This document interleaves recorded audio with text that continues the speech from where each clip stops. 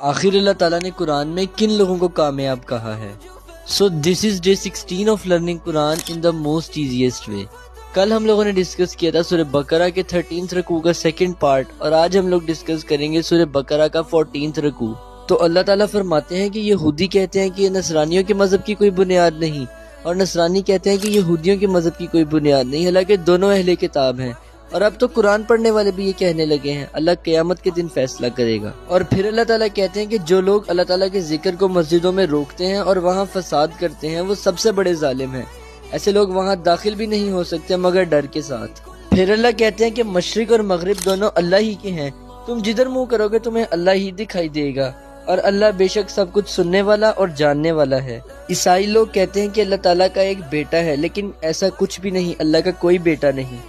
اللہ تعالیٰ پھر فرماتے ہیں کہ ہم تو کن فیکون کہتے ہیں، ہم کہتے ہیں کہ کام ہو جا اور وہ ہو جاتا ہے۔ پھر اللہ کہتے ہیں کہ کافر لوگ کہتے ہیں کہ یا تو اللہ خود دکھائی دے یا تو کوئی معجزہ دکھائے، حالانکہ علم والوں کے لیے اور یقین رکھنے والوں کے لیے نشانیاں ہی نشانیاں ہیں۔ پھر اللہ کہتے ہیں کہ ہم نے نبی صلی اللہ علیہ وسلم کو بشارت دینے والا اور ڈر سنانے والا بنا کر بھیجا، اور یہودی تب تک تم سے راضی نہیں ہوں گے جب تک تم ان کے طریقے پر نہ چلو۔ یاد رکھو حق وہی ہے جو اللہ کی طرف سے آیا، اور وہی لوگ کامیاب ہیں جو اسے پورے صحیح طریقے سے پڑھتے ہیں۔ تو یہ تھا سورہ بقرہ کا 14th رکوع، اور کل ہم ڈسکس کریں گے سورہ بقرہ کا 15th رکوع۔ So make sure you guys follow. جزاک اللہ خیر۔